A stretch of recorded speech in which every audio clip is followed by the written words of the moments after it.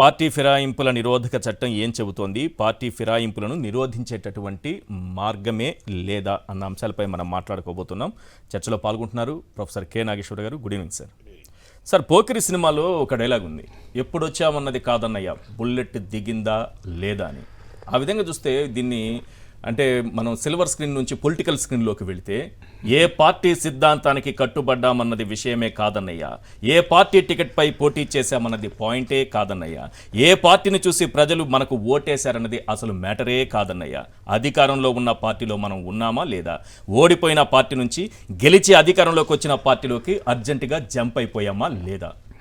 ఇది ప్రస్తుత రాజకీయాల్లో ఉన్నటువంటి ట్రెండ్. ఈ పరిస్థితిని చూస్తుంటే నాకు 10 ప్రశ్నల్లో ముందుగా 4వ ప్రశ్న ముందుకు తీసుకురావాల్సిన పరిస్థితి కనిపిస్తోంది. ఈ సిచ్యువేషన్ బట్టి పార్టీ ఫిరాయింపులను నిరోధించేందుకు ఉద్దేశించినటువంటి యాంటీ డిఫెక్షన్ లా ఏం చెప్తుంది సార్? అసలు దానికన్నా ముందు ఛానల్ ఏదైనా నాగేశ్వర్ మాట్లాడేది ఒక్కటే ఉంటుంది అన్నయ్య. టాపిక్ ఏదైనా చాలా ఇంపార్షియల్గా లోతైన విశ్లేషణతోనే చెప్పడం అన్నది నా మతలబ్ అన్నయ్య అని కూడా నేను దానికో డైలాగ్ యాడ్ చేసి చెప్పాలి. ఎందుకంటే ఇక్కడ ఏ పార్టీ అంతా సంబంధం లేదు. ఎందుకు ఈ ఇంట్రొడక్షన్ ఇస్తున్నా అంటే disclaimer. So this is not reference to any particular party or any particular state. ఎందుకంటే the objects and reasons for the 10th schedule anti defection law 1985లో ఇది వచ్చినప్పుడు 52nd కాన్స్టిట్యూషనల్ అమెండ్మెంట్ అనుకుంటాను. సో ఇది వచ్చినప్పుడు చాలా క్లియర్గా ఏం చెప్పారంటే ఈ ఫిరాయింపులు అనేది భారత ప్రజాస్వామిక వ్యవస్థను చెదలు పట్టిస్తున్నాయి, దెబ్బతీస్తున్నాయి. వీటిని తక్షణం ఆపకపోతే ప్రజాస్వామిక మౌలిక ప్రిన్సిపల్సే దెబ్బతింటాయి, పునాదులే దెబ్బతింటాయి అన్నది సారాంశం. The objects and reasons the 10th schedule. ఇవాళ అన్ఫార్చునేట్లీ జరుగుతున్నది ఏంటంటే ఈ చట్టాన్ని పూర్తిగా దుర్వినియోగం, కూలంకుషంగా దుర్వినియోగం చేస్తున్నారు, ఇష్టం వచ్చినట్టు ఇంటర్ప్రిట్ చేశారు. దీనిపైన అనేక సుప్రీంకోర్టు జడ్జిమెంట్లు ఉన్నాయి. ఎందుకంటే మీరు అడిగిన 10 ప్రశ్నలకు సమాధానాలు చెప్పడానికి అనేక కోర్టు జడ్జిమెంట్లు, అనేక పేరాలు కోర్టు చేస్తే బహుశా 1 hour సరిపోదు, 4 గంటలు పడుతుంది. అందుకే నేను ఆ జడ్జిమెంట్లు ఈ 10 ప్రశ్నలకు సమాధానాలకు ప్రాతిపదికగా చేస్తున్నటువంటి సోర్స్ కూడా ముందే చెప్పి ఒక్కొక్క దానికి చెప్పడం టైం అందుబాటులో ఉండదు. మీరు తీసుకొచ్చినటువంటి anti defection law in India అనే కాపీ సార్ ఇది మీకు అవసరం? అది మీకు లోక్సభ డాక్యుమెంట్స్ నుంచి నేను చూశాను, మీకు నేనే పంపించాను కదా. సో లోక్సభ డాక్యుమెంట్స్ లో మీరు పబ్లిష్ కొడితే మీకు వచ్చేస్తుంది anti defection law. Lok Sabha research reference and information wing Lok Sabha documents లో యాంటీ డిఫెక్షన్ లా సమ్మరీ ఉంటే దయచేసి చదవండి. రెండో సోర్సు మీకు Oxford handbook of the constitution of India అనే బుక్ ఉంటుంది, అది కూడా చదవండి మీరు ఎవరైనా కావాలనుకుంటే. తర్వాత procedure and practice of parliament by Kaul and Shakdher, ఇది it's considered as the fundamental text of the on parliamentary procedures. ఇలా అనేక పుస్తకాల్లో చెప్పారు. నేను ఇప్పుడు మీకు లోక్సభ డాక్యుమెంట్స్ సజెస్ట్ చేశాను, అన్నిట్లో ఉంటుంది మీకు ఎక్కడైనా ఇవన్నీ. దీంతోపాటు సుప్రీంకోర్టు జడ్జిమెంట్లు ఉంటాయి. చాలా ఫేమస్ జడ్జిమెంటు కిహోటా హలహాన్ జడ్జిమెంట్, ఇది చాలా ఓల్డ్ జడ్జిమెంటు. దాంతోపాటు రవి నాయక్ జడ్జిమెంటు, లేటెస్ట్గా 2020 అనుకుంటాను, subject correction of the year very అంటే మీకు Keisham Meghachandra Singh versus Manipur legislative assembly speaker judgement. ఇలా అనేక జడ్జిమెంట్లలో పదే చెప్పిన అంశాల సమరీ నేను మీ ముందు పెడుతున్నాను. ఎందుకంటే ఒక్కొక్క దానికి ఒక్కొక్క పేరా కోట్ చేస్తానికి సమయం పర్మిట్ చేయదు కనుక. ఇక మీరు అడిగిన ప్రశ్న యాంటీ డిఫెక్షన్లా ఏం చెప్తుంది? చాలా సింపుల్గా చెప్తుంది. ఏంటంటే ఒక పార్టీలో ఎన్నికై మరో పార్టీకి పార్టీలో చేరినా లేదా ఒక ఇండిపెండెంట్ చేరినా, ఈవెన్ ఇండిపెండెంట్ కూడా వితిన్ 6 months కనుక చేరితే 6 month పీరియడ్ అని ఉంటుంది. సో ఇండిపెండెంట్ మనం ముఖ్యం కాదు ఇక్కడ. సో క్లియర్గా ఒక పార్టీ తరఫున గెలిచి మరో పార్టీలోకి వెళితే అతను తన సభ్యత్వాన్ని కోల్పోతాడు. ఏం చేస్తే కోల్పోతాడు? 2. ఒకటి రిజైన్ చేస్తాను కూడా చెప్పలే, no need even for resignation, voluntarily giving up the membership of the party. అంటే ఒక రాజకీయ పార్టీ తరఫున గెలిచిన వ్యక్తి ఆ రాజకీయ పార్టీ సభ్యత్వాన్ని స్వచ్ఛందంగా వదులుకున్నట్లయితే మనకు అర్థం కావాల్సింది ఎక్కడ రిజిగ్నేషన్ లేదు. You need not resign. నీ చర్యల వల్ల ఒక పార్టీ సభ్యత్వాన్ని ఆ సదరు సభ్యుడు స్వచ్ఛందంగా వదులుకున్నట్టయితే ఎమ్మెల్యే కానీ ఎమ్మెల్సీ కానీ ఎంపీ కానీ అతను అనర్హుడు. ఇది చాలా క్లియర్ గా అంటే డిస్క్వాలిఫై డిసైడ్ చేస్తారు. Come back to that. So fundamental principal అది. అంటే దీనిపైన కూడా సుప్రీంకోర్టు అనేక జడ్జిమెంట్లు ఇచ్చింది. ఏది voluntarily giving of the membership. అర్థం కావాల్సింది, అండర్లైన్ చేయాల్సింది, రిజైన్ చేయాల్సిన అవసరం లేదు. అంటే అర్థం ఏంటి? కొన్ని చర్యల వల్ల నీవు రిజైన్ చేసినట్టే భావిస్తారు. ఇప్పుడు కాంగ్రెస్ తరఫున గెలిచిన ఎమ్మెల్యే, బీఆర్ఎస్ తరఫున గెలిచిన ఎమ్మెల్యే మనందరికీ తెలుసు దానం నాగేందర్. ఆయన ఎంపీగా కాంగ్రెస్ తరఫున పోటీ చేశాడు. ఇది voluntary giving of the membership కాదా? అంతకుముందు కాంగ్రెస్ టీడీపీ తరఫున గెలిచిన ఎమ్మెల్యేలు టీఆర్ఎస్ మంత్రివర్గంలో కేబినెట్ మంత్రులు అయ్యారు. సో ఇది ఈ ఆంధ్రప్రదేశ్లో కూడా వైసీపీ తరఫున గెలిచిన ఎమ్మెల్యేలు టీడీపీ క్యాబినెట్లో మంత్రులయ్యారు. సో ఈ అన్ని ఉదాహరణలు ఏం చెప్తున్నాయి? క్లియర్గా ఒక పార్టీ తరఫున గెలిచి మరో పార్టీ తరఫున అభ్యర్థిగా మారితే, ఓ పార్టీ తరఫున గెలిచి ఇంకో పార్టీ ప్రభుత్వంలో మంత్రిగా ఉంటే ఇక voluntary giving of the membership కాదా? ఆ పార్టీ కూడా మంత్రివర్గంలో భాగస్వామ్యం, అది వేరు విషయం. ఇప్పుడు ఒక పార్టీ తరఫున గెలిచి ఇంకో మా ప్రభుత్వం ఉండొచ్చు ఎప్పుడు పార్టీలు కూటమికి ఏర్పడితే. కానీ అలా ఏది లేకుండా ఎట్లా పోయి చేరుతారు? అంటే ఇది మొదటి కండిషన్. అంటే voluntary giving of the membership of the party. నీ చర్యల ద్వారా పార్టీ సభ్యత్వాన్ని స్వచ్ఛందంగా వదులుకున్నట్లయితే పార్టీకి రాజీనామా చేసినట్టు. రాజీనామా కూడా అవసరం లేదు. మరి ఎట్లా రాజీనామా చేసినట్టే భావిస్తారు. రాజీనామా ఇక్కడ లేదు. స్పీకర్కి నేను ఆ పార్టీ నుంచి బయట సభ్యత్వానికి లేదు, లేకపోతే ఎమ్మెల్యే అందుకే అంటున్నా డిస్క్వాలిఫై అవుతారు. నీ చర్యల వల్ల డిస్క్వాలిఫై అవుతారు. రాజీనామా చేస్తే ఎట్లా డిస్క్వాలిఫై? అవును, రాజీనామా చేస్తే 100% డిస్క్వాలిఫికేషన్ ముచ్చట్లేదు. అనే పాయింట్ అయితే రాజీనామా కూడా అవసరం లేదంటానా. నువ్వు కేవలం నీ చర్యల వల్ల, కొన్ని చర్యల వల్ల నువ్వు ఇప్పుడు ఉదాహరణకు సభ్యుడు వెళ్ళి గవర్నర్ కలిసి నేను నా పార్టీ ప్రభుత్వాన్ని మద్దతు ఇస్తలేను అనడంకో, నువ్వు డిస్క్వాలిఫై ఆటోమేటిక్ కాదు. అదే సమస్య. ప్రయోజనకరమైనటువంటి పాయింటేనా ఇది అనేది ఇక్కడ చాలా అంటే ఒక కామన్ మ్యాన్ కి వచ్చేటటువంటి అనుమానం. లాలో పెట్టినట్టు అంటే లాలో చాలా ప్రయోజనకరే. లా ఏమంటుంది? నువ్వు రాజీనామా చేయకుండా నీవు కొన్ని పనులు చేసుకుంటూ రోజు పార్టీని ఇబ్బంది పెడితే నడవదు. కొన్ని నీ చర్యల వల్ల కూడా నువ్వు పార్టీ సభ్యత్వాన్ని వదులుకున్నట్టే భావిస్తారు.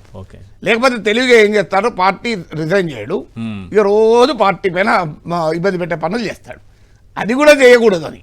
ఇక రెండవది పార్టీ. ఒక ఎగ్జాంపుల్ సార్, రఘురామకృష్ణరాజు గారు వైఎస్ఆర్సీపీ ఎంపీగా గెలిచి రోజు ఆయన రచ్చబండని ప్రెస్ మీట్లు పెట్టి ఇవి చేసేవాళ్ళు. అంటే అది ఉన్నట్టా లేదు, వెరీ డిఫికల్ట్. కోర్టు తేల్చాల్సిందే. ఎందుకంటే ఆయన అది ఫ్రీడమ్ ఆఫ్ ఎక్స్ప్రెషన్ కూడా ఉంటుంది. ఒక పార్టీ సభ్యుడైన తర్వాత ఆ పార్టీ విధానాలను విమర్శించకూడదు, విమర్శిస్తే వాలంటరీ గివింగ్ అప్ అవుతుందని లేదు. సో అక్కడ కాన్స్టిట్యూషనల్ గా టెక్నికాలిటీ ఉన్నమాట నిజం. పొలిటికల్ గా మారల్ గా మీరు అన్నది కరెక్ట్. పార్టీ తరఫున గెలిచి రోజు ఆ పార్టీని తిడితే సో అది ఎట్లా కరెక్ట్ అవుతుంది? కానీ లీగల్ గా కాన్స్టిట్యూషనల్ గా ఏంటనేది పాయింట్. సో అందువల్ల ఇక్కడ ఒక క్వశ్చన్ ఏంటి అంటే, మీకు ఇక రెండో ఫ్యాక్ట్ ఏంటి? ఒక పార్టీ ఇచ్చిన డైరెక్షన్ విప్ను ఉల్లంఘిస్తే నువ్వు డిస్క్వాలిఫై అవుతావు. ప్రొవైడెడ్ ఆ ఉల్లంఘించడానికి పార్టీ అనుమతి ఇవ్వాలి. ముందు అనుమతిస్తే డిస్క్వాలిఫై కాడు. ప్రొవైడెడ్ నువ్వు ఉల్లంఘించిన 15 రోజుల్లో నేను క్షమిస్తే, అంటే పార్టీ ఒకవేళ పార్టీ క్షమించు, ఏదో జరుగుతుంది, ఓటింగ్ మనం దీనికి వేయాలి అని చెప్పినప్పుడు వేయకపోయినా, వేయొద్దని చెప్పినప్పుడు వేసినా, ఈవెన్ అబ్స్టైన్ అయినా, అంటే నువ్వు ఓటింగ్ కు రాకుండా ఉన్నా, ప్రొవైడెడ్ పార్టీ అనుమతిస్తే లేదా పార్టీ కండోన్ చేస్తే. ఇప్పుడు ఆరోగ్యం బాగా రాడు, సో అప్పుడు పార్టీ కండోన్ చేస్తుంది, క్షమిస్తుంది కదా. సో అందువల్ల ఇంత క్లియర్ గా ఈ రెండు ప్రిన్సిపల్స్ క్లియర్ గా. ఇక పంచాయతీ ఏంటి? నెక్స్ట్ మీ 10 ప్రశ్నలు వచ్చే పంచాయతీ ఏంటంటే, దీన్ని స్పీకర్ నిర్ణయిస్తారా, స్పీకర్కి ఎంత అధికారాలు ఉన్నాయి, కోర్టులు ఏం చేయగలుగుతాయి, ఇవన్నీ నెక్స్ట్ క్వశ్చన్. అందువల్ల ఇమీడియట్ గా అయితే రెండు, ఒకటి voluntary giving of the membership the house, రెండు డైరెక్షన్ ఉల్లంఘించడం. ఇంతకు మించి ఇక ఇంత క్లారిటీగా యాంటీ డిఫెక్షన్ లా ఉంటే ఇక నీ కన్ఫ్యూజన్ ఎక్కడ? ఇప్పుడు మన వాళ్ళు ఎమ్మెల్యేలు, ఎమ్మెల్సీలు, ఎంపీలు చేస్తున్నది క్లియర్ గా డిస్క్వాలిఫై కావాల్సిందే కదా. సరే, చట్టం అయితే క్లియర్ గానే ఉంది. మీరు చెప్పిన దాన్ని బట్టి పాయింట్ చాలా క్లియర్ గా అర్థం. నేను చెప్పింది కాదు, మీరు ఎక్కడన్నా చూడండి. ఇది నేను చెప్పాలి, కాన్స్టిట్యూషన్ లో చూడండి చెప్తున్నా కదా. కానీ క్వశ్చన్ నెంబర్ 1కి వస్తున్నా నేను. 4 నుంచి మళ్ళీ క్వశ్చన్ నెంబర్ 1 నుంచి వస్తున్నా. ఏ పార్టీ టికెట్ పై గెలిచారో ఆ పార్టీకి రాజీనామా చేయకుండా ఫిరాయిస్తే డిస్క్వాలిఫై అవుతారా? అదే అంటున్నా, రాజీనామా చేయాలని అవసరం లేదని. ఇంతకుముందు చెప్పింది కరెక్ట్ క్వశ్చన్. ఒకటి, రాజీనామా అనే కండిషన్ పెడితే సభ్యుడు రాజీనామా చేయకుండా అన్ని పనులు చేస్తాడు. ఎన్ని ఇబ్బందులు పెట్టాలో ఇబ్బందులు పెడతాడు, విడాకులు ఇవ్వకుండా హింసించడం. సో ఇక్కడ రాజీనామా కూడా అవసరం లేదు. రాజీనామా అవసరం లేదు సార్, డిస్క్వాలిఫై అవుతారా లేదా డిస్క్వాలిఫై అవుతాడు. అదే కదా చెప్పింది మీకు. చట్టం చెప్పింది సార్, మన కంటికి కనిపిస్తున్న దాంట్లో డిస్క్వాలిఫై అవుతున్నారు. కావాలి, అవుతలేరు. ఎందుకు అవుతలేరు అంటే మీరు అన్నది ఇంపార్టెంట్ పాయింట్ సార్. చట్టం ఇంత క్లియర్ గా చెప్తుంది, voluntarily giving up the membership the house. అంటే ఈవెన్ రిజిగ్నేషన్ కూడా అవసరం లేదు. నీవు చేసే కొన్ని పనుల వల్ల నువ్వు పార్టీ సభ్యత్వాన్ని వదులుకున్నట్టుగా భావిస్తాడు. నువ్వు పార్టీకి రాజీనామా చేయాల్సిన అవసరం కూడా లేదు, నువ్వు భావిస్తారు ఆటోమేటిక్గా. సో అంటే మరి అయినా ఎందుకు అవుతున్నాడు డిస్క్వాలిఫైయింగ్? ఇందులో ఉన్న కొన్ని లూప్ హోల్స్. ఆ లూప్ హోల్స్ ఏంటంటే, ఒకటి, నిర్ణయం ఎవరు తీసుకోవాలి? స్పీకర్. స్పీకరు న్యూట్రల్ ఆఫీస్ అని రాజ్యాంగం భావించింది, కోర్టులు భావిస్తున్నాయి. అందుకే క్యోటో హలాన్ కేసులో ది మైనారిటీ జడ్జిమెంట్లో జస్టిస్ వర్మ అనుకుంటాను, ఆయన క్లియర్గా చెప్తాడు, స్పీకరు అవునన్నా కాదన్నా మెజారిటీ సభ్యుల మద్దతు ఉన్నవాడే స్పీకర్ అవుతాడు, మెజారిటీ సభ్యుల మద్దతు ఉన్నంత కాలమే స్పీకర్గా ఉంటాడు. అలాంటప్పుడు స్పీకర్ బయాస్ ఉండదని ఎలా అనుకోగలము? స్పీకర్ తటస్థంగా ఉంటాడని ఎలా భావించగలము అని మైనారిటీ వర్డిక్ట్లో చెప్పారు. ఇది తర్వాత జడ్జిమెంట్లో కూడా దీన్ని ఉటంకించారు. ఈవెన్ నాకు గుర్తున్నంత వరకు Keshav Meghachandra Singh versus speaker of the Manipur legislative assembly కేసులో కూడా ఉదరించారు. పేరా 30 అండ్ పేరా 33 చదవండి, మీకు అందులో క్లియర్గా ఉంటుంది. సో ఆ 2 పేరాలు చదివినా సరిపోతుంది, ఇక అందులో ఎంత క్లియర్గా ఉంటుందో. అందువల్ల స్పీకరు అనే వ్యక్తి నిర్ణయించాలి అనే డైమెన్షన్ ఉపయోగించుకొని ఏ భయాలనైతే సుప్రీంకోర్టులో మైనార్టీ జడ్జిమెంట్లో వ్యక్తం చేశారో క్యోటో హలాన్ కేసులో, క్యోటో కేసు అంటారు దాన్ని, ఆ కేసులో వ్యక్తం అదే జరుగుతుంది ఇవాళ. జరుగుతుంది ఏంటి? స్పీకరు ఎవరి పార్టీ? అధికార పార్టీ.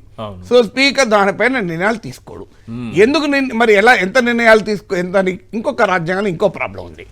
ఏంటంటే కాన్స్టిట్యూషనల్ ఆఫీసెస్ కాన్స్టిట్యూషనల్గానే ఉంటారు అని కోర్టులు నమ్ముతాయి, రాజ్యాంగం కూడా నమ్ముతాయి. అందుకే మీరు ఇప్పుడు గవర్నర్ దగ్గరికి ఒక ఫైల్ పోతుంది, బిల్లు. గవర్నర్ ఆ బిల్లు పైన ఎన్ని రోజులు సంతకం చేయాలి? 15 రోజులు చేయి, 12 రోజులు చేయి అని చెప్పదు. As earlier as soon as possible అని చెప్తుంది. వీలైనంత త్వరగా చేయండి. నా దృష్టిలో 50 ఏళ్ళు కూడా వీలైనంత త్వరగా కాదు అంటారు గవర్నర్. ఏం చేయాలి? సో ఒక గుడ్ ఇంటెన్షన్తో పెట్టినటువంటి ఒక సూత్రం. ఇక్కడ ఇప్పుడు ఉదాహరణకు రాజ్యాంగం ఎంత క్లియర్ చెప్తోంది? Speaker and the deputy speaker will be elected as early as soon as possible. అంటే కొత్త సభ ఏర్పడిన వీలైనంత త్వరగా అని. మీకు లాస్ట్ 5 years డిప్యూటీ స్పీకర్ లేడు, ఎందుకంటే యాజ్ సూన్ యాజ్ పాసిబుల్ 5 ఏళ్ళు సరిపోలే. సో డిప్యూటీ స్పీకర్ లేడు. సో అలాగే స్పీకర్కి ఏమన్నారు? దీనిపైన ఎంత సమయంలో నిర్ణయం తీసుకోవాలని లేదు. తర్వాత మీకు మేఘచంద్ర సింగ్ కేసులో 3 నెలలు అని అన్నారో చెప్తాను సందర్భం వచ్చినప్పుడు. కానీ ఫండమెంటల్గా లాలో ఎక్కడా కూడా ఇంత టైంలో నిర్ణయం తీసుకోవాలి అని లేదు. సో అక్కడ నిర్ణయం అదొక లూప్ హోల్ను ఉపయోగించుకుంటున్నారు. ఇంకో లూప్ హోల్ ఏంటంటే మెర్జర్ ప్రొవిజన్. అది మీరు మన ఇతర ప్రశ్నలు వచ్చినప్పుడు చెప్తాను నేను.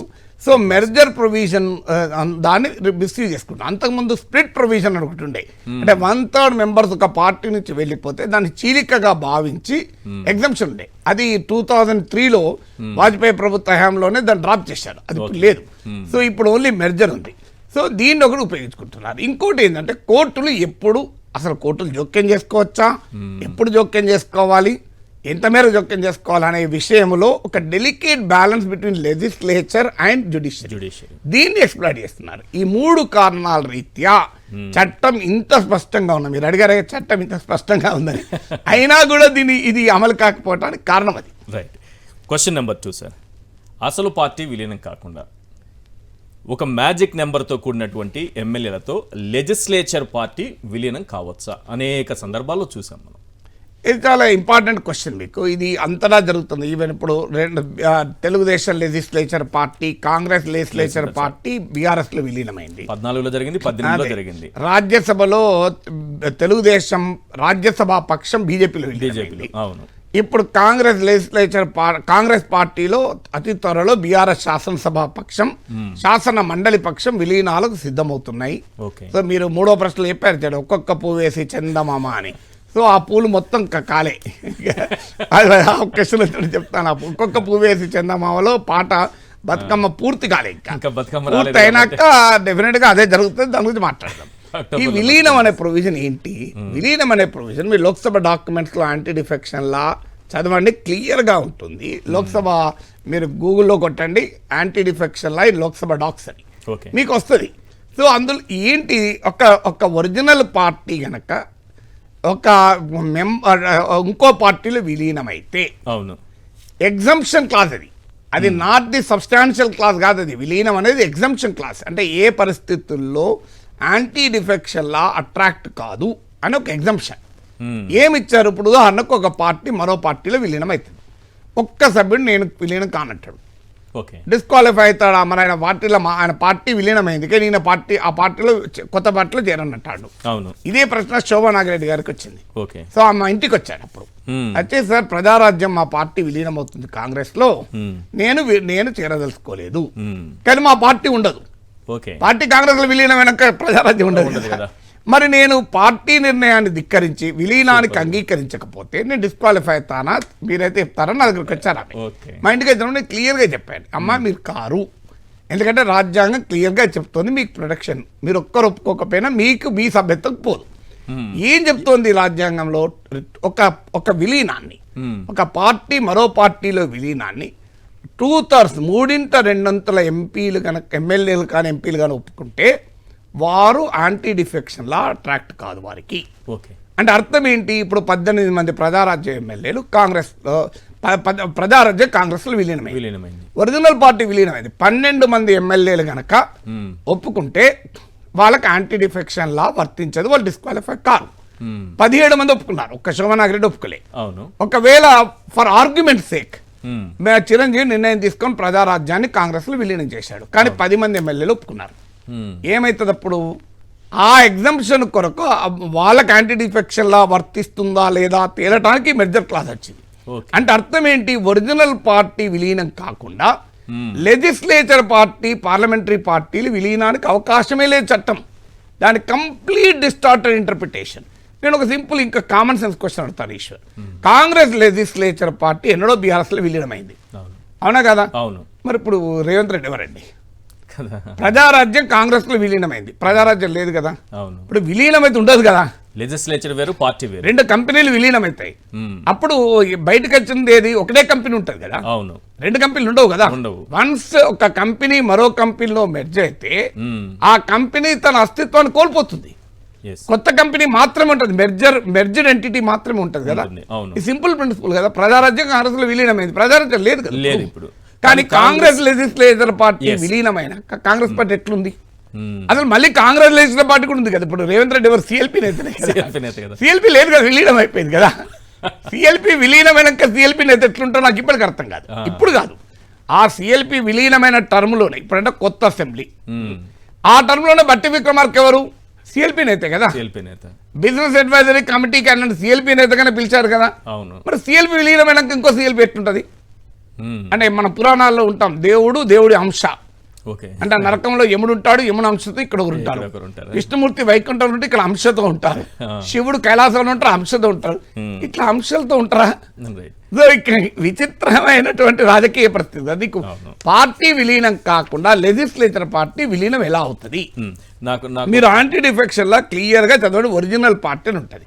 తర్వాత రాజకీయ పార్టీకి గుర్తింపు ఉంటుంది రిప్రజెంటేషన్ ఆఫ్ పీపుల్స్ యాక్ట్ ప్రకారం. లెజిస్లేచర్ పార్టీకి ఏ గుర్తింపు ఉండదు, అది only for with in the house.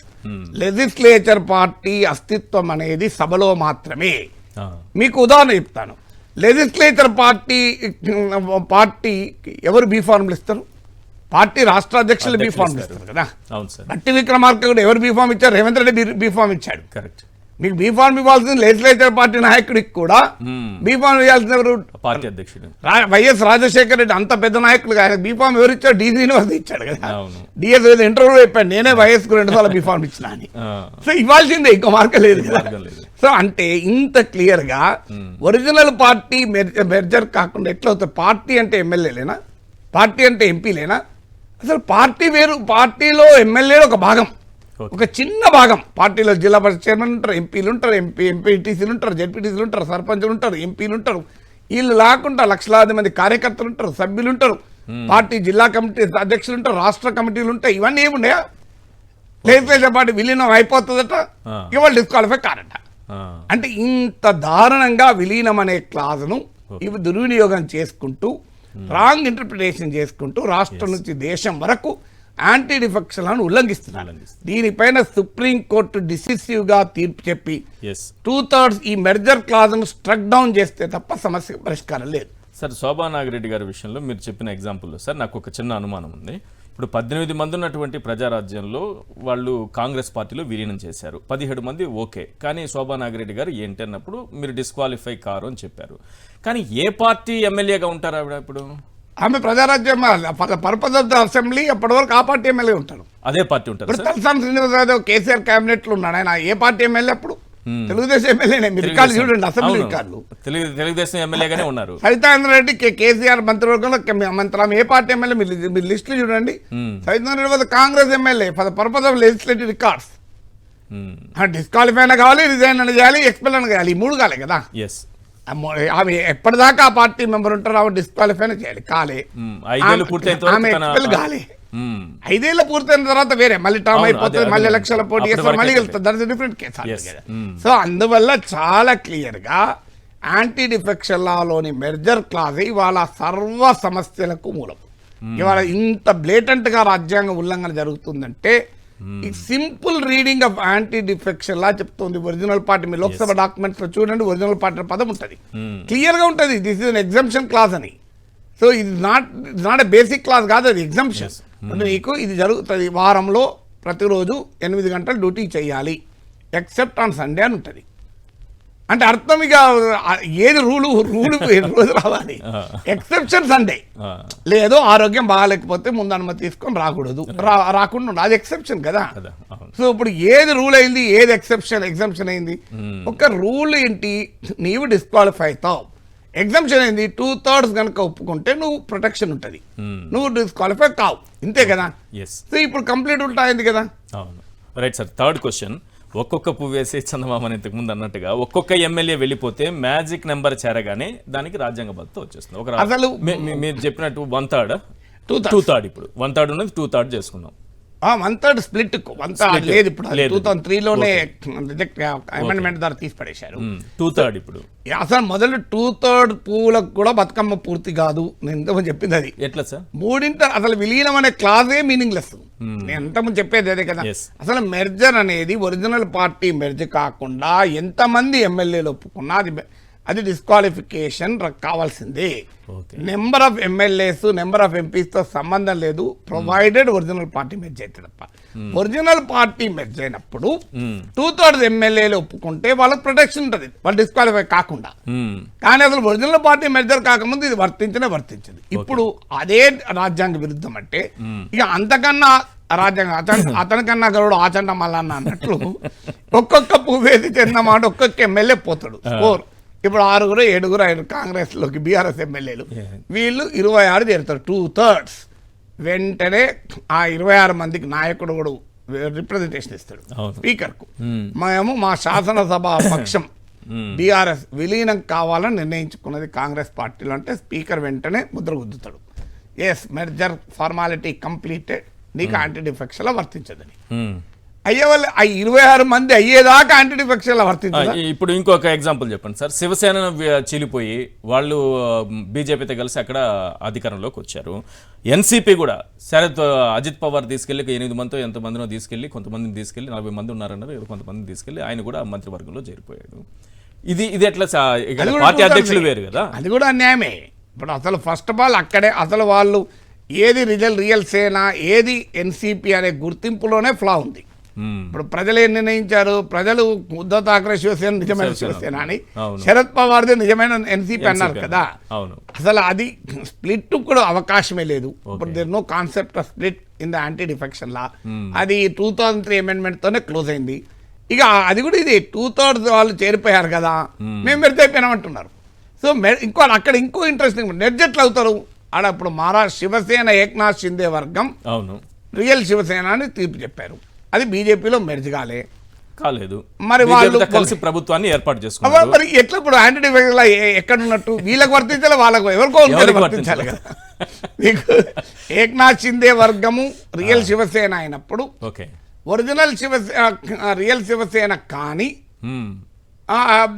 Uddhav Shiv Sena ప్రభుత్వానికి ఏం కావాలి, వాళ్ళు పార్టీ డిస్క్వాలిఫై అవుతారా కాదా? That is the very biggest problem. ఇప్పుడు ఎన్సీపీలో కూడా అంతే, ఎవరికి వర్తించదు anti defection. Okay right. 5th question sir. Party ఫిరాయించిన వ్యతిరేక కార్యకలాపాలకు పాల్పడినటువంటి వారిపై అనర్హత వేటు విషయంలో స్పీకర్ ఎంత సమయమైనా తీసుకోవచ్చా? అంటే ఇక్కడ మీకు సాధారణంగా మనకి ఇది అర్థం కావాలంటే లెజిస్లేటివ్ జ్యుడిషియరీ మధ్య సెపరేషన్ ఆఫ్ పవర్స్ అంటారు. ఇది భారత రాజ్యాంగ మౌలిక స్వరూపంలో భాగం. అధికారాల విభజన according to the Kesavananda Bharati case తీర్పు ప్రకారం ఆ సెపరేషన్ ఆఫ్ పవర్స్ బేసిక్ స్ట్రక్చర్లో భాగం. బేసిక్ స్ట్రక్చర్ అమెండ్ చేసే అధికారం పార్లమెంట్ కూడా లేదు. అందువల్ల సాధారణంగా లెజిస్లేటివ్ ప్రొసీడింగ్స్లో కోర్టులు జోక్యం చేసుకోవు. లెజిస్లేటివ్ ప్రొసీజర్ ఏం చెప్తోంది? స్పీకర్ 6 మీకు rule 6 of the anti defection law స్పీకర్కు అబ్సల్యూట్ పవర్స్ ఇస్తుంది. సో కిహోటో కేసులో సుప్రీంకోర్టు చెప్పింది స్పీకర్ డిసిషన్ ఇస్ ఫైనల్. ఫైనాలిటీని కూడా స్పీకర్కి ఇచ్చారు.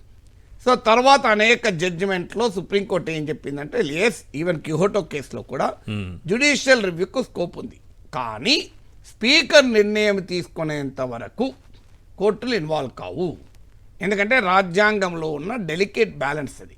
దీనిపైన అనేక రకాల తీర్పులు వచ్చాయి. ఎందుకంటే నార్మల్గా సబ్స్టాన్షియల్ కేస్ ఆఫ్ ఇర్రెగ్యులారిటీ ఉన్న లెజిస్లేటివ్ ప్రొసీడింగ్స్లో కోర్టులు ఇన్వాల్వ్ కావు, కానీ సబ్స్టాన్షియల్ కేస్ ఆఫ్ ఇల్లీగాలిటీ ఉంటే కోర్టు ఇన్వాల్వ్ కావచ్చు. అందువల్ల ఇల్లీగాలిటీ ఉన్నదా ఇర్రెగ్యులారిటీ ఉందా అని దీనిపైన ఈ యాంటీ డిఫెక్షన్ లా రూల్స్ కూడా ప్రొసీజరల్ గనక ప్రొసీజరల్ ఇర్రెగ్యులారిటీ కిందనే భావించి జోక్యం చేసుకోవద్దు అని ఒక వాదన. లేదు, జోక్యం చేసుకోవచ్చని అల్టిమేట్గా ఇండియన్ జ్యూరిస్ప్రుడెన్స్ ఎస్టాబ్లిష్ చేసింది. భారత న్యాయ వ్యవస్థ తీర్పులు జ్యుడిషియల్ రివ్యూకు స్కోప్ ఉంది. ఎందుకు అంటే judicial review is part of the basic structure of the constitution according to Kesavananda Bharati case. Kesavananda Bharati తీర్పు చారిత్రాత్మక తీర్పు. ఆ తీర్పే భారత రాజ్యాంగాన్ని కాపాడింది. ప్రతిసారి నేను మీ దగ్గర నుంచి వింటూనే ఉంటాను సార్. అది మీరు కేశవానంద తీసుకొచ్చిన అక్కడికి వస్తూ ఉంటుంది, అక్కడికే వస్తుంది. మీరు కేశవానంద భారతి తీర్పు ఏంటంటే ప్రియాంబుల్ ఆఫ్ ద కాన్స్టిట్యూషన్, దాన్ని మనం బేసిక్ స్ట్రక్చర్ అంటాం. రాజ్యాంగ మౌలిక స్వరూపాన్ని మార్చే అధికారం పార్లమెంటుకు కూడా లేదు. పార్లమెంటుకు రాజ్యాంగాన్ని సవరించే అధికారం ఉంది, కానీ ఫండమెంటల్ క్యారెక్టర్ను మార్చే అధికారం లేదు. ఇది కేశవానంద తీర్పు. ఆ ఫండమెంటల్ క్యారెక్టర్లో secularism, federalism, separation of powers ఇవన్నీతో పాటు జ్యుడిషియల్ రివ్యూ కూడా, న్యాయ సమీక్ష కూడా ఇట్స్ ద బేసిక్ స్ట్రక్చర్లో భాగం. అందుకే నువ్వు జ్యుడిషియల్ రివ్యూ ఎలా కాదంటావు అనేది క్వశ్చన్. కానీ అక్కడ balance between the power of the judicial review at the basic structure of the constitution and legislative ప్రొసీడింగ్స్లో కోర్టులు సాధారణంగా జోక్యం చేసుకోవద్దు కనుక బ్యాలెన్స్ చేస్తూ భారత న్యాయ తీర్పుల ఇండియన్ జ్యూరిస్ప్రుడెన్స్ చెప్పింది ఏంటంటే స్పీకర్ నిర్ణయం తీసుకునేదాకా కోర్టు దాని జోలికి పోదు. స్పీకర్ నిర్ణయం తీసుకున్న తర్వాత కోర్టులు దాన్ని ఎంటర్టైన్ చేస్తాయి. మరి స్పీకర్ నిర్ణయం ఎప్పటి వరకు తీసుకోవాలి? అన్ఫార్చునేట్లీ లాలో లేదు. మొదట్లో చెప్పాను కదా, యాజ్ సూన్ యాజ్ పాసిబుల్, ఇలా యాజ్ ఎర్లీ యాజ్ పాసిబుల్. ఎందుకు ఈ పని చేశారు అంటే భారతదేశ సుప్రీంకోర్టు తీర్పు చెప్పింది, రాజ్యాంగబద్ధమైన పదవుల్లో ఉన్నవారు రాజ్యాంగబద్ధంగానే వ్యవహరిస్తారని విశ్వసిస్తుంది భారత న్యాయ వ్యవస్థ. నమ్మకం మీద ఆధారపడి ట్రస్ట్ అంతే. సో దీనిపైన కూడా కోర్టు తీర్పు చెప్పింది. ఈ ట్రస్ట్ అనేది ఎప్పటిదాకా ఉండాలి? రాజ్యాంగబద్ధంగా ఆ వ్యవస్థలు విహరించినంత కాలమే ఈ ట్రస్ట్ ఉండాలి. అసలు ఆ వ్యవస్థలో ఉన్న వాళ్ళు రాజ్యాంగ విరుద్ధంగా వ్యవహరిస్తుంటే ట్రస్ట్ ఎక్కడ దీని కూడా కోర్టు సుప్రీంకోర్టు చెప్పింది. అందుకే తర్వాత ఇప్పుడు Meghachandra Singh versus speaker of the legislative speaker of the Manipur legislative assembly, subject to very correction, చిన్న ఏమైనా ఉంటాయి పేర్లు అని. సో ఈ జడ్జిమెంట్ ప్రకారం చాలా క్లియర్, జస్ట్ 3-4 years క్రితం వచ్చిన జడ్జిమెంట్. ఈ జడ్జిమెంట్ పేరా 30, పేరా 33, మీరు ఆ 2 పేరాలు చదవండి. క్లియర్గా 2 పాయింట్ చెప్పింది కోర్టు. సుప్రీంకోర్టు చెప్పింది ఏంటంటే ఇది ఇనార్డినేట్గా ఉండటానికి వీలు లేదు. అంటే 3 నెలల సమయంలో రీజనబుల్ పీరియడ్లో దీన్ని పరిష్కరించాలి. ఈ స్పీకర్ తన ముందుకు వచ్చిన డిస్క్వాలిఫికేషన్ పిటిషన్ను 3 నెలల్లో అలా నిర్ణయం తీసుకోవాలి. 3 నెలల్లోగా నిర్ణయం తీసుకున్న తర్వాత కోర్టులు మళ్ళీ ఇన్వాల్వ్ కావచ్చు. ఎస్ 3 నెలల పీరియడ్ ఎందుకు అంటున్నారంటే అది రీజనబుల్ పీరియడ్ కనుక, ఏదైనా ఎక్సెప్షనల్ సర్కమ్స్టెన్సెస్ ఉంటే తప్ప 3 నెలల్లో పూర్తి చేయాలి. ఎస్ ఇది నాట్ మోర్ దెన్ 3 months అని సుప్రీంకోర్టు చెప్పింది. అదే కోర్ట్ జడ్జిమెంట్ లో ఇంకో మాట కూడా చెప్పింది. అసలు ఈ జస్టిస్ వర్మ అంటే ఇది కిహోటో కేసులో మైనారిటీ జడ్జిమెంట్ లో ఏ భయాలైతే ఎక్స్ప్రెస్ చేశారో స్పీకర్ బయాస్తో ఉంటాడని, అది నిజమవుతోంది గనక అనుభవంలో ఈ స్పీకర్ అనే వ్యవస్థకు దీన్ని అప్పచెప్పకూడదు. ఓకే స్పీకర్లకు కాకుండా దీనికి ఒక ట్రిబ్యునల్, ఎందుకంటే యాంటీ డిఫెక్షన్ లా ప్రకారం speaker is a tribunal. So అందువల్లనే జ్యుడిషియల్ రివ్యూ ఉండాలని చెప్పింది court. Speaker is a tribunal గనక, సో ట్రిబ్యునల్ ఒకసారి తీర్పిచ్చాక ఎలాగైతే యాక్సెప్ట్ చేస్తామో, సో ఇక్కడ కూడా ఏంటంటే స్పీకర్ నిర్ణయాన్ని జ్యుడిషియల్ రివ్యూ ఉంటుంది. కానీ స్పీకర్ సరిగా వ్యవహరించడం లేదు గనక ఈ వ్యవస్థనే మార్చాలి అని సుప్రీంకోర్టు పేర్కొంది. అంటే ఏం మార్చాలి అన్నప్పుడు సుప్రీంకోర్టు చెప్పింది అంటే దీన్ని ఒక సుప్రీంకోర్టు జడ్జి, రిటైర్డ్ జడ్జో, హైకోర్టు రిటైర్డ్ జడ్జో లేదో మరొక యంత్రాంగాన్ని పెట్టాలి అన్నది. అది ఇంతవరకు యాంటీ డిఫెక్షన్ లాను పార్లమెంట్ అమెండ్ చేసి ఆ పని చేయలేదు. ఎందుకంటే బట్ సుప్రీంకోర్టు తీర్పు లా అవుతుంది, కానీ లాను సుప్రీంకోర్టు రచించదు. లా పార్లమెంట్ రచిస్తుంది, దాన్ని సుప్రీంకోర్టు వ్యాఖ్యానిస్తుంది, భాష్యం చెప్తుంది, అది చట్టం అవుతుంది. కానీ సుప్రీంకోర్టు సియోమటగా చట్టం చేయదు. అందువల్ల that is legislative powers are not under the court domain.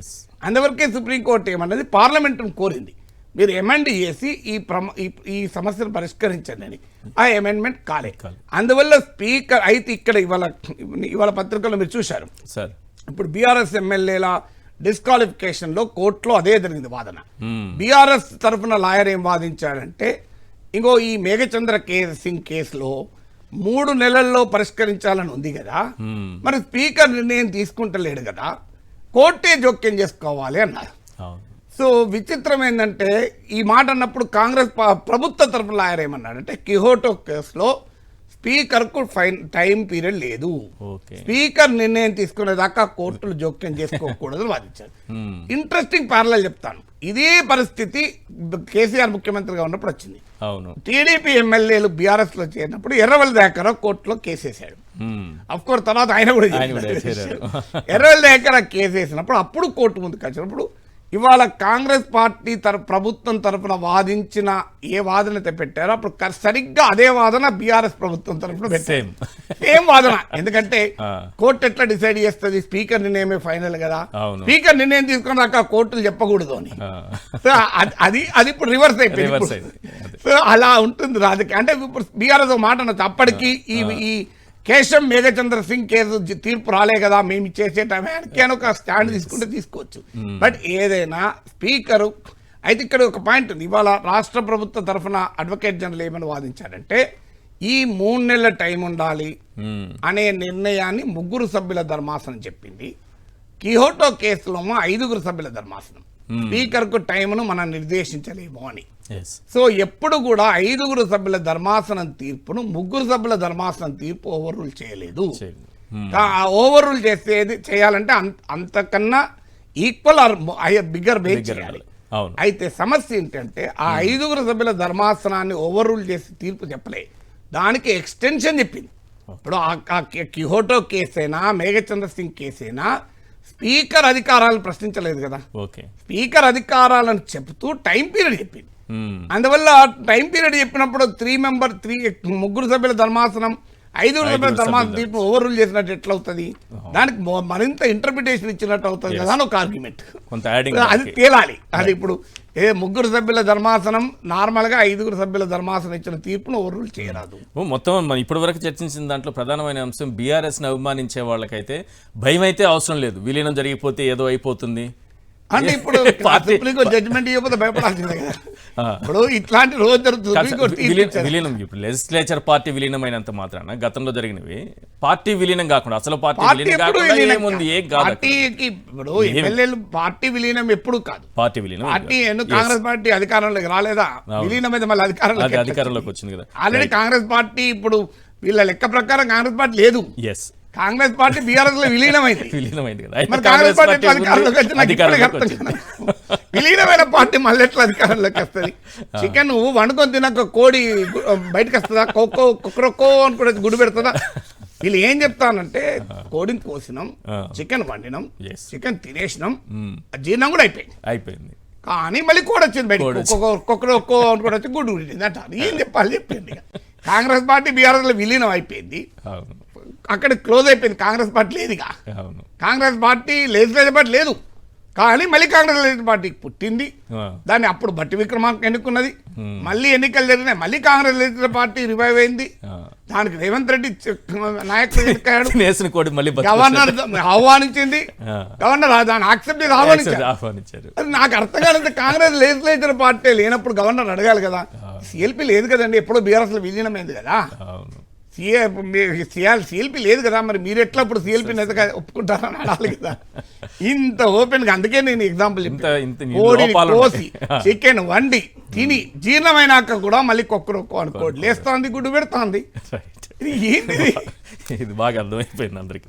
6th one sir, ఫిరాయింపు నిరోధక చట్టం అనేది సరే ఉండాలి, ఈ విధంగా జరుగుతున్నాయి, ఇన్ని కేసులు చూస్తున్నాం.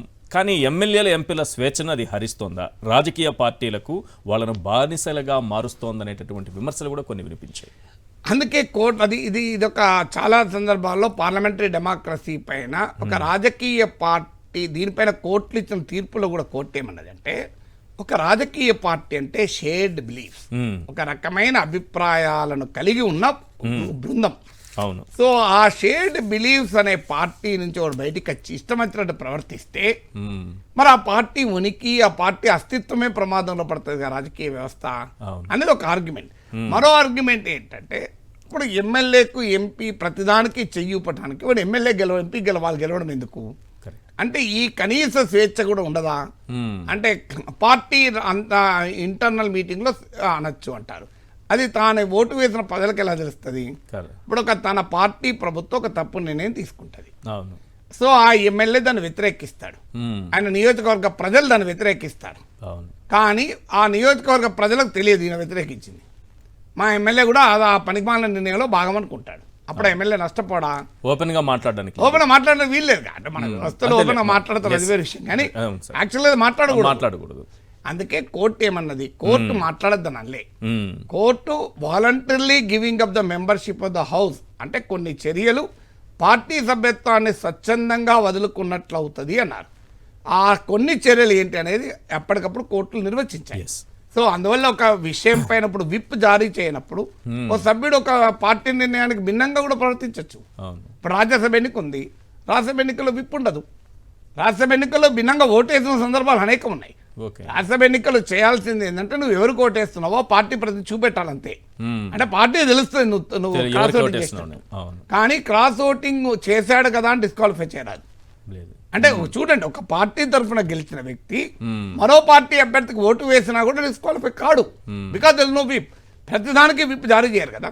నువ్వు పార్టీ అభిప్రాయాన్ని భిన్నంగా శాసనసభలో మాట్లాడితే డిస్క్వాలిఫై కారు. పార్టీ ఏమైనా చర్యలు తీసుకుంటుందేమో కానీ డిస్క్వాలిఫై కారు. ఎందుకు కారు అంటే ఆ మేరకు స్వేచ్ఛ, భావప్రకటన స్వేచ్ఛ ప్రజాప్రతినిధులకు ఉండాలి. లేకపోతే రిప్రజెంటేషన్ ఆఫ్ పీపుల్స్ యాక్ట్కే వాల్యూ ఉండదు. ప్రజాప్రాతినిధ్య చట్టానికి ప్రజాప్రతినిధి అనేది ఒక యంత్రము. ప్రజాప్రతినిధి పార్టీ ఎలా సాఫ్ట్వేర్ ఉంటే అలాగే పనిచేయాలంటే కరెక్ట్ కాదు. కానీ అదే సమయంలో సుప్రీంకోర్టు తీర్పుల్లో చెప్పినట్టు ఒక రాజకీయ పార్టీ అనేది షేర్డ్ బిలీఫ్స్, ఆ షేర్డ్ బిలీఫ్స్కు భిన్నంగా ఆ పార్టీ ఉనికిని అస్తిత్వాన్ని ప్రమాదంలో పడేసేలా సభ్యుడు రోజు మాట్లాడితే సో అందువల్ల ఈ రెండింటి మధ్య బ్యాలెన్స్ ఉండాలి. ఎక్కడ వచ్చాడు మరి ఫిరాయించేసి ఇంత నిరోధక చట్టం ఉంది, ఇంత ఫిరాయించేసి మంత్రులుగా కూడా కంటిన్యూ అయిపోతున్నారు కదా. అదే కదా, అంటే నార్మల్ గా మంత్రి కావటానికి నీవు ఒక పార్టీ వాడివే కావాల్సిన అవసరం లేదు. అసలు పార్టీ సభ్యుడు కాకపోయినా మంత్రి కావచ్చు, ప్రొవైడెడ్ పార్టీ సభ్యుడే మంత్రి కావాలని ఎక్కడా రూల్ లేదు. సో మీకు పార్టీ సభ్యత్వం లేకపోయినా మంత్రులుగా ఉండవచ్చు. అప్పుడు కొన్ని నేషనల్ రీకన్సిలియేషన్ గవర్నమెంట్స్ అంటారు, అన్ని పార్టీలతో కూడిన ప్రతిపక్ష పార్టీలతో కూడిన ప్రభుత్వాలు కూడా ఏర్పడతాయి, అందరు కలిసి కూడా ప్రభుత్వం ఏర్పడతాయి. సో ఆ ప్రాబ్లం లేదు, ఎందుకంటే ప్రభుత్వం అనేది ఎగ్జిక్యూటివ్ అనేది చీఫ్ మినిస్టర్ ప్రెరగేటివ్, పార్టీ కూడా డిసైడ్ చేయదు. ఇతను పార్టీ ఫిరాయించారు, పార్టీ ఫిరాయించిన వ్యక్తి పైన ఆ పార్టీ స్పీకర్కి ఫిర్యాదు చేసింది, కానీ ఆయన అప్పటికే మంత్రిగా ఉన్నారు. స్పీకర్ ఎప్పటికైనా నిర్ణయం తీసుకోవచ్చు, ఆయనకైనా టైం బౌండ్ లేదు. అదే కదా సమస్య, ఇప్పుడు అక్కడే జరుగుతుంది. ఒకవేళ స్పీకర్ డిస్క్వాలిఫై చేస్తే మాత్రం అతను మంత్రిగా ఉండలేడు. స్పీకర్ గా డిస్క్వాలిఫై చేసిన తర్వాత అతని మిగతా టెన్యూర్, ఇప్పుడు 2 ఏళ్ల తర్వాత డిస్క్వాలిఫై అవుతాడు, మిగతా 3 ఏళ్ళు మంత్రిగా ఉండలేడు.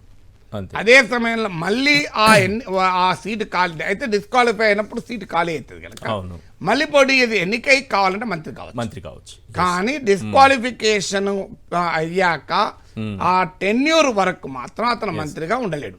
సో అందువల్ల మంత్రి కావాలనుకుంటే పార్టీ సభ్యుడు కూడా అవసరం లేదు. మంత్రి కావాలంటే ఒకటే కండిషన్ ఏంటంటే, నువ్వు ఏదో ఒక సభలో 6 నెలల లోపల సభ్యుడు కావాలి. ఇప్పుడు కావాల్సిన అవసరం లేదు. ఇప్పుడు నాగేశ్వరనైనా మంత్రి చేయొచ్చు. 6 months నేను ఏదో ఒక సభకు సభ్యుడిని కావాలి. సో లేకపోతే నేను మంత్రిగా పోతాను. అందువల్ల సమస్య టెక్నికాలిటీ లేదు అక్కడ. కానీ ఫండమెంటల్ మళ్ళీ ఆ యాంగిల్ అంటే మంత్రి ఒక పార్టీ ప్రభుత్వంలో మరో పార్టీ వాడు మంత్రిగా ఉండవచ్చా అనేది ఒక క్వశ్చన్. ఆ క్వశ్చన్ లో నేను కొంత గ్రే ఏరియా ఉంది. కానీ ఒక పార్టీ తరఫున గెలిచిన వ్యక్తి మరో పార్టీకి ప్రభుత్వంలో భాగమైనప్పుడు మళ్ళీ voluntarily giving up the membership of the house వస్తుంది కదా. అంటే నువ్వు ఒక పార్టీలో ఉంటూ ఆ పార్టీ వ్యతిరేకించే ప్రభుత్వంలో ఎట్లుంటావు? పార్టీ అనుమతిస్తే ఉండొచ్చు. ఇప్పుడు పార్టీ అనుమతిస్తే డెఫినెట్గా ఉండొచ్చు. అంటే పార్టీ అనుమతించినప్పుడు ఎలా ఉంటావు అనేది క్వశ్చన్ కదా. పార్టీ వ్యతిరేకించే ప్రభుత్వాన్ని లో నువ్వు భాగమైన అంటే voluntarily giving up the membership అయిపోతావు కదా. Right sir. 8th question sir. ఇంత బహిరంగంగా నేతల చట్టాన్ని ఉల్లంఘిస్తుంటే కోర్టులు ప్రేక్షక పాత్ర వహించడం తప్ప ఏమీ చేయలేవా? అందుకే సమస్య. ఇప్పుడు కోర్టులు ఒకటి, ఇప్పుడు ఇండియన్ జ్యూరిస్ప్రుడెన్స్ చూస్తే జ్యుడిషియల్ రివ్యూ ఉంటుంది. కోర్టులు మౌనంగా ఏమి ఉండాల్సిన అవసరం లేదు. కానీ స్పీకర్ నిర్ణయం తీసుకునేంత వరకు కోర్టులు వెయిట్ చేస్తాయి. స్పీకర్ నిర్ణయం తీసుకున్న తర్వాత కోర్టులు ఇంటర్ఫీన్ అవుతాయి. అందుకే ఒక కేసులో సుప్రీంకోర్టు ఏం చెప్పిందంటే వితిన్ 2 weeks నిర్ణయం తీసుకోమని చెప్పింది. ఒక కేసులో నేను చెప్పినప్పుడు కేసులో 3 నెలలు చెప్తే ఇంకో కేసులో 2 weeks అని చెప్పింది. ఎందుకు చెప్పిందంటే ఆ అసెంబ్లీ పదవి కాలం ముగియబోతుంది. ఇప్పుడు అసెంబ్లీ పదవి కాలం 3 నెలలు ఉంటుంది. నువ్వు 3 నెలల్లో నిర్ణయం తీసుకొని కూడా లాభం లేదు కదా. ఇన్వాలిడ్ ఇన్ఫ్లక్చుయస్ కాకూడదు సుప్రీంకోర్టు వాడ పదం. సో అది మొత్తం ఇన్ఫ్లక్చుయస్ అవుతుంది కదా. అందుకే ఇంకో కేసు రాజేంద్ర సింగ్ రాణా కేసు అనుకుంటాను, to be subject to correction. ఓ కేసులో సుప్రీంకోర్టు ఏమన్నది అంటే, ఆ కేసు సైటేషన్ మనకి it's an academic issue, common man కు ఆ సైటేషన్ కాదు ముఖ్యం, ఎసెన్స్ కావాలి. సుప్రీంకోర్టు ఏమన్నదంటే, ఒక యాంటీ డిఫెక్షన్ లా ప్రొవిజన్ అట్రాక్ట్ అయిన మెంబరు ఒక్కరోజు కూడా ఎమ్మెల్యేగా ఎంపీగా ఉండకూడదు. బికాజ్ ఈ డిస్క్వాలిఫైడ్ కదా. ఒక డిస్క్వాలిఫైడ్ అయిన వ్యక్తి నువ్వు ఏ రకంగా ఎమ్మెల్యే ఎంపీగా ఉంటావు? That is a clear violation of the anti defection లా కదా. భారత రాజ్యాంగం ఇది చట్టమే కాదు, 10th schedule of the constitution మనకు అర్థం కావాల్సింది. సో ఇంత ఓపెన్ గా రాజ్యాంగ ఉల్లంఘన చేసిన వ్యక్తి ఒక్కరోజు కూడా ఉండకూడదు అన్లెస్ రాజ్యాంగం ఉల్లంఘించలేదని ప్రూవ్ అవుతుంది తప్ప. సో అందువల్ల ఇక్కడ చాలా క్లియర్ గా కోర్టులు ఇన్వాల్వ్ కావచ్చు. అయితే స్పీకర్ నిర్ణయం తీసుకున్న తర్వాతనే రియాక్ట్ కావాలి. తాజాగా ఇచ్చినటువంటి తీర్పు, కిహోటో తీర్పు తర్వాత మీకు క్లియర్ గా కోర్టు 3 నెలలని అన్నది. సో ఆ 3 నెలల్లో అనే దాన్ని మరి 5 సభ్యుల ధర్మాసనం టైం పీరియడ్ చెప్పలేదు కదా, స్పీకర్ ఇష్టం అన్నది కదా. మరి 3 సభ్యుల ధర్మాసనం ఏమంటది? ఇది కోర్టులో తేలాలి. ఎన్నడో రోజు సుప్రీంకోర్టు చెప్పాలి, అయ్యా స్పీకర్ అనే వ్యక్తికి పీరియడ్ ఉండాలి. ఒకవేళ 3 నెలల్లో 2 నెలల్లో 4 నెలల్లో చేయకపోతే ఆటోమేటిక్ గా కోర్టులు ఇన్వాల్వ్ కావచ్చు అని. ఇంకా ఆ judgement is awaited. Right sir. 9th question. MLA లేదా ఎంపీ పదవికి రాజీనామా చేసి పార్టీ ఫిరాయిస్తే ఒకవేళ చట్టం ఒప్పుకోవచ్చు, కానీ రాజకీయంగా ఇది సరైందేనా? ప్రజలు ఎన్నుకున్న తర్వాత ఇప్పుడు చాలా విచిత్రమైన ఆర్గ్యుమెంట్ ఏంటంటే, ఎమ్మెల్యేగా రాజీనామా చేసి మళ్ళీ పోటీ చేస్తారండి. కరెక్టే, చట్టం ప్రకారం రాజీనామా చేసి మళ్ళీ పోటీ చేస్తే అబ్సల్యూట్లీ ఏ ప్రాబ్లం లేదు. కానీ పాలిటిక్స్ ఏంటి? నిజంగా నేను ఆ పార్టీ సిద్ధాంతాన్ని విభేజించి పార్టీతో సైద్ధాంతికంగా డిఫర్ అయి పార్టీ మారితే ఓకే. కానీ వెస్టెడ్ ఇంట్రెస్ట్ల కొరకు, వ్యక్తిగత ప్రయోజనాల కొరకు నిన్న దాకా ఓ పార్టీలో ఉంటావు, రేపు ఇంకో పార్టీలో ఉంటావు.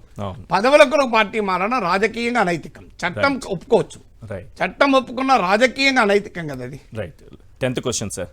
10th క్వశ్చనే 10th షెడ్యూల్ గురించి ఏం చెప్తారు? అసలు ఫిరాయింపు చట్టంలో రావాల్సినటువంటి మార్పు ఏంటి? అర్జెంటుగా రావాల్సిన మార్పు మెర్జర్ క్లాజ్ తీసిపడేయాలి, మ్మ్. లేదా మెర్జర్కు క్లియర్గా సుప్రీంకోర్టు స్పష్టం చేయాలి. Original party merge Gandhi, legislature party merger గుర్తింపు ఉండదు. ఓకే. ఇది రాంగ్ ఇంటర్ప్రిటేషన్, డిస్టార్ట్ ఇంటర్ప్రిటేషన్. అంటే మ్మ్. మరి చట్టం అదే చెప్తుంది కదా, కావచ్చు, కానీ చట్టాన్ని తప్పుగా అన్వయించుతున్నప్పుడు దానిపైన స్పష్టత కూడా కోర్టు ఇవ్వాలి కదా. ఎస్. సో అందువల్ల ఒకటి ఒరిజినల్ పార్టీ మెర్జ్ కాకుండా లెజిస్లేచర్ పార్టీ మెర్జర్ ఉండదు. మ్మ్. లెజిస్లేచర్ పార్టీ మెర్జరు అనే దానికి అర్థం లేదు. Right sir. 2/3 అనే క్లాజ్ లేదు, లేదా స్ప్లిట్ను తొలగించినట్టు మెర్జర్ కూడా తొలగించాలి. రెండవది స్పీకర్ నిర్ణయానికి టైం షెడ్యూల్ ఇవ్వాలి. ఇంతమంది మీకు మేఘచంద్ర సింగ్ కేసులో చెప్పినట్లు 3 నెలలు లేదా రీజనబుల్ పీరియడ్ ఇవ్వాలి. అసలు మూడవది అదే జడ్జిమెంట్లో పేరా 33లో చెప్పినట్లు అసలు స్పీకర్ చేతులు ఇది ఉండకూడదు. ఎందుకంటే నేను ఇంతకుముందు చెప్పినట్టు కిహోటో మైనారిటీ వర్డిక్ట్లో ఏ భయాన్ని అయితే వ్యక్తం చేశారో, స్పీకర్ అనే వ్యక్తి మెజారిటీ సభ్యుల మద్దతు ఉన్నంత కాలమే స్పీకర్ గా ఉంటాడు కనుక ఇన్హరెంట్ బయాస్ గ్యారెంటీగా ఉంటుంది. దాన్నే కాన్ఫ్లిక్ట్ ఆఫ్ ఇంట్రెస్ట్ అంటారు. ఇప్పుడు ఒక జడ్జు ఒక కంపెనీలో వాటాదారుడు అయినప్పుడు, లేదా ఆ కొడుకో బిడ్డో తన ఆ కంపెనీకి ఓనర్ అయినప్పుడు ఆ జడ్జిమెంట్ ఇవ్వడు. ఎందుకంటే that is called conflict of interest. ఇప్పుడు ఒక మంత్రికి నువ్వు ప్రశ్న అడుగుతావు, ఆ మంత్రికి ఆ ఇండస్ట్రీతో సంబంధం ఉందనుకో, ఆ మంత్రికి సమాధానం చెప్పకూడదు, ఎందుకంటే it comes under conflict of interest. So అలాంటప్పుడు ఇక్కడ స్పీకర్ కాన్ఫ్లిక్ట్ ఆఫ్ ఇంట్రెస్ట్ ఉంది కదా, మెజారిటీ సభ్యుల మద్దతు ఉన్నంత కాలమే స్పీకర్ తన పదవిలో ఉంటాడు. అలాంటప్పుడు మెజారిటీ సభ్యులు అంటే అధికార పార్టీ, సహజంగానే అధికార పార్టీకి అనుకూలంగా స్పీకర్ ఉంటాడు కదా. కాన్ఫ్లిక్ట్ ఆఫ్ ఇంట్రెస్ట్, మరి స్పీకర్ కు అబ్సల్యూట్ పవర్స్ ఎలా ఇస్తారు, ఫైనాలిటీ ఎలా ఇస్తారు? అందుకే దీన్ని స్పీకర్ నుంచి పక్కకు పెట్టి ఒక ఇండిపెండెంట్ వ్యవస్థకి ఇవ్వాలి. రైట్. థ్యాంక్ యూ సార్, ఈ పార్టీ ఫిరాయింపులపైన మీ విశ్లేషణ అందించినందుకు. ఇది బిగ్ క్వశ్చన్లో ప్రొఫెసర్ కె నాగేశ్వర్ గారి విశ్లేషణ. చూస్తూనే ఉండండి సాక్షి టీవీ.